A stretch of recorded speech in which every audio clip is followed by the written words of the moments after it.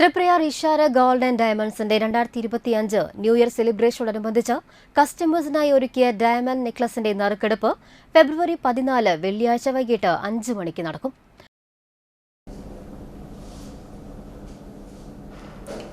Bumper സമ്മാനമായ ഈ diamond necklace ഈ വരുന്ന വെള്ളിയാഴ്ച 5 മണിക്ക് നാട്ടിക പഞ്ചായത്ത് പ്രസിഡന്റ് എം.ആർ. ദിനേശ് അവർകൾ നിർവഹിക്കുന്നു. ഇഷാര ഗോൾഡൻസിന്റെ എല്ലാ പ്രിയപ്പെട്ട കസ്റ്റമേഴ്സിനെയും ഹൃദയപൂർവ്വം ഈ പ്രോഗ്രാമിലേക്ക് ഹാർദമായി സ്വാഗതം ചെയ്യുന്നു.